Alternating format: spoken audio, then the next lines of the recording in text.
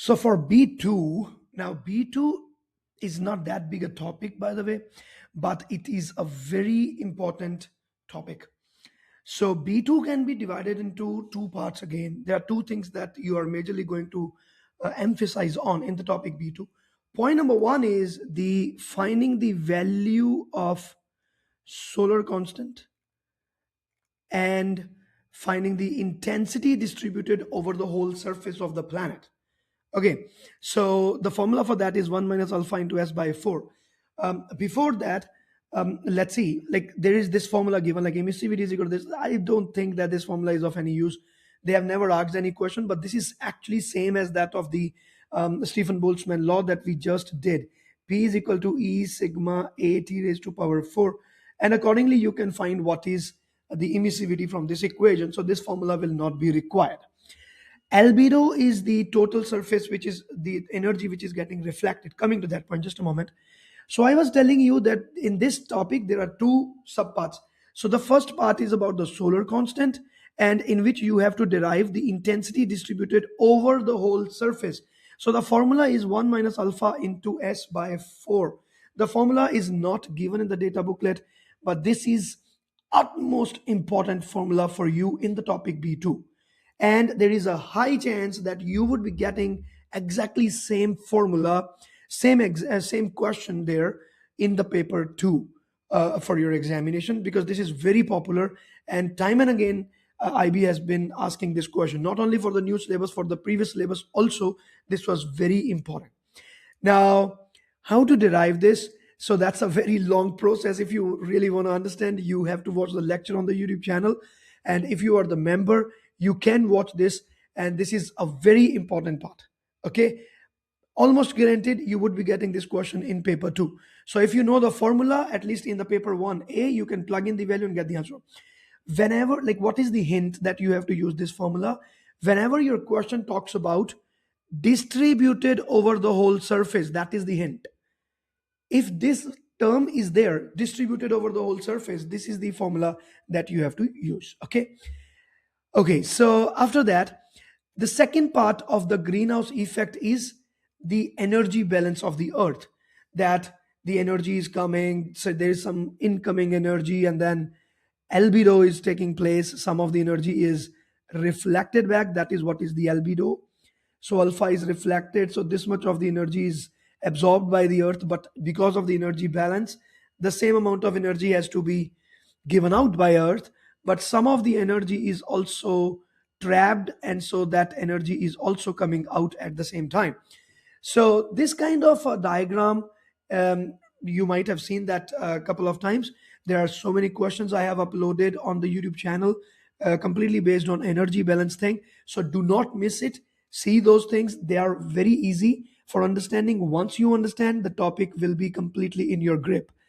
So that's it for the topic B2, which is quite small. It's a very small topic. So this is over. That's it. There is no additional formula.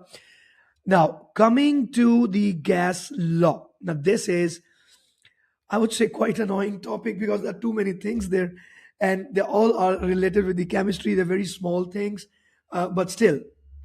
So the first formula given here is the pressure. Pressure is equal to force per unit area. We know it. And this is a very important formula. Now, this is number of mole. So if you have chemistry also in your course, then you might have covered this thing in the topic named mole concept, where you actually learn like how to find the number of moles and everything. So this formula is given there because in 1 mole, there is an Avogadro's amount of molecules or the atoms or something, and that is known as 1 mole. So 1 mole, so the mole is having two formulas. Be very careful. One formula is given in the data booklet, other is not given, which is more important. Okay, so number of mole is, and the total number of molecules that you have in your room divided by the total number of Avogadro's number, for which the value was given in the data booklet earlier. So this is the number of mole. And the actual formula for number of mole is this, that you're talking about a gas, let's say you're talking about oxygen, and you say that you have 100 grams of oxygen, in some cylinder or something, and you want to find like number of moles there. So what you do is you just divide this grams. So your mass should always be in gram. Okay, I've written weight, but it should be mass. So mass should always be in gram. It is chemistry, so gram is more usable unit in chemistry. That is why. So 100 grams. And the molar mass of oxygen, you must be knowing how to find the molar mass. Now I know there will be students those who are having problem with that. So if you would be needing this, most probably that will be given in the question. But for example, for this oxygen, the molar mass is 32 grams, because the atom is 16 and 8. So mass is 8. There are two atoms, so 32, and it can directly be written as 32 grams. So you just divide it by 32 grams here, and what you get is the number of moles.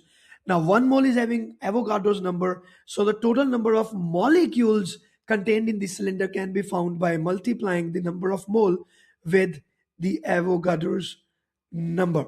So you can find the total number of moles, total number of molecules of oxygen inside the cylinder. A very small thing, but still very dicey, because IB has been asking consistently questions on this, and students are consistently getting confused, like what, how to do it. They're confused with capital N and the small n many a times. So be very careful. This is a very important topic for us. Okay, so PV by T is equal to constant. So there are so many ideal gas equations. So PV by T is constant, Boyle's law, Charles' law, Gay-Lussac law. So all of these laws you have to do, not with that very crucial and vital, I would say, because we all know PV by T is equal to constant. Then the ideal gas equation is also having two variations. PV is equal to nRT, which is more famous, where R is the universal gas constant. The value of the same, 8.31 is given in the data booklet, so we will use 8.31. So this value is given in the data booklet. On the earlier videos you might have seen that, so you can use, and the unit for the R is very confusing. So if you ever have a confusion there, you can use your data booklet. T is the temperature. Now here, be very careful. This N is small letter n, so you're talking about the number of moles, and this N is the capital N. You are literally talking about the number of molecules contained in the cylinder. So this is the universal gas constant. This is Boltzmann constant, 1.38 10 raised to power negative 23.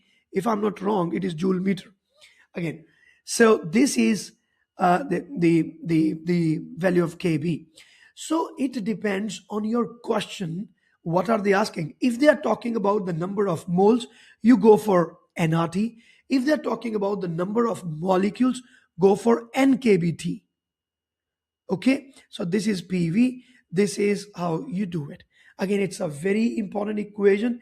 Quite simple questions from this. So this becomes a very important topic, because you could be getting very easy questions from this. Now, this formula is again very important, that pressure is given by 1 by 3 rho V square. So this, okay, coming to this formula, just a moment. There is something known as Boltzmann equation, isn't it? And this topic is actually known as the gas kinematics, something like that. Even I'm not remembering it anymore. Okay, so gas kinematics, something. So in that starts with this formula. This is the first formula that you derive when you go for the Boltzmann equation. And the formula is already given in the data booklet. You don't even need to remember it. And this velocity is the average velocity. So it is RMS velocity. Root means square.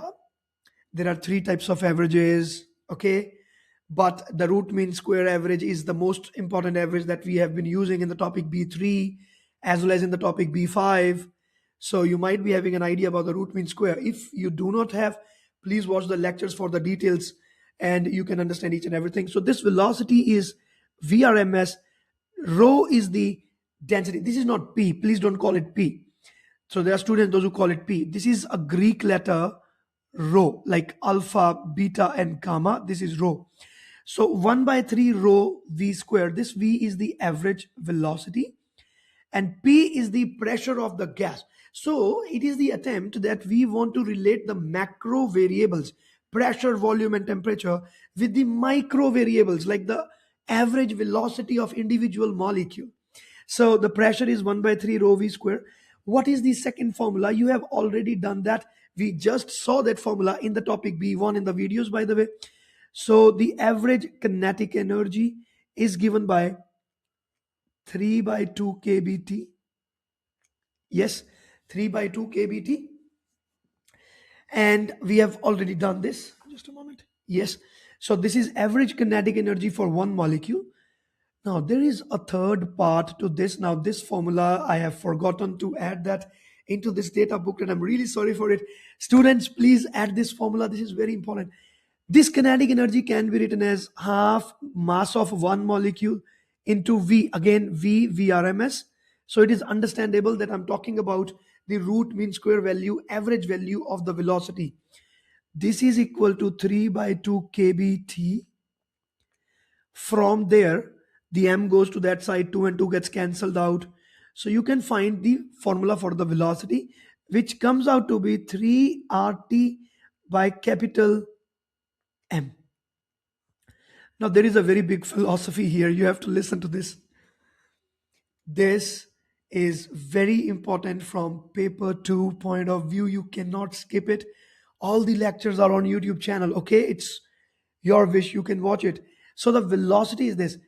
I tell you, IB will ask you paper 2 question. You would be starting with kinetic energy and you have to go for the velocity. They have given you the formula for the kinetic energy, that even in B1, not in B3, but in B1. Okay, and the question will ask you what is the average velocity of the molecules of the gas at so and so temperature. Students will be hell confused, like what the hell, because the formula is not given in the data booklet. And IB has consistently asked this question too. Now, you want to find the velocity, you would be substituting half mv square, you solve it. But what is this m? This m is the molar mass of the gas that you are considering. Again, a bit of chemistry there. I'm sorry for that if you do not have chemistry in your syllabus. O2 is the oxygen, and for this it is 32 grams. You are always going to use this value in kgs. So the value that you are going to substitute here is 32 into 10 to the power negative 3, by the way. R is universal gas constant. We already had a talk about that. And T is the absolute temperature in Kelvin. You substitute this value and you will find the average velocity of all the molecules of the chamber or the cylinder, isn't it? Now, the important part here is this formula is not given in data booklet. This is very well in your syllabus. IB has asked paper 2 questions so many times. What is the average velocity of the molecules? You have to start your derivation from this couple of steps and you go to this point. I am skipping some steps here because this is not a lecture. That is why. So you have to watch the lecture properly for the details. You will find this, substitute the values and get the answer. Yes, you cannot use this formula directly in paper 2. Be very careful. But you can use this formula directly in paper 1A, of course, but not in paper 2. Okay, so this is it for the gas kinematics. So this is over. Now, from that thing only, once you are finding the kinetic energy, we talk about the internal energy. Okay, now what is internal energy? That is the last part for the topic B3, which connects itself with the topic B4, thermodynamics. So the internal energy is the sum total of potential and kinetic, but for the ideal gas, potential energy is assumed to be zero. So it is only kinetic energy. The formula for the kinetic energy was already written there, 3 by 2 kBT, and this was for one molecule. Here you want to talk about 1 mole, okay, or all of the gas molecules or the complete gas, whatever. So this formula can be very easily converted into 3 by 2 nRT. Again, the derivation is given in the lectures, So this is the total internal energy, or you can say the total kinetic energy of all of the gas molecules taken together, whatever amount of number there could be. So you can just substitute the n value, or you can go for the capital N value, because this is for one molecule. When you know the total number of molecules, you just multiply it and find the total kinetic energy. Potential energy is zero. So both of these formulas are very important. Now, these formulas, which are in the terms of temperature, are always valid. So one more thing I'm going to tell you about the internal energy, which is this. Very important, please listen to it. Now, although we would be learning these things in thermodynamics also, the internal energy, it is having two more formulas. Again, the derivation is in the lectures. 3 by 2 P delta V, or 3 by 2 V delta P. So this formula will be used when pressure is constant. This formula will be used when volume is constant. And these formulas will be used for isothermal when the temperature is constant. And in the adiabatic, of course, the internal energy is not constant, temperature is a variable. So we would be using again the same formula for the instantaneous internal energies and all. So this formula is always valid. It is valid in isobaric, it is valid in isovolumetric, everywhere. But if there is an isobaric process or a volumetric process given in your question, it is better if you go for these formulas. They are very, very important for us. Okay, so dear students, with this, I'm closing this lecture for the topic B2 and B3. We would be moving to the topic B4 now. All the best. Bye.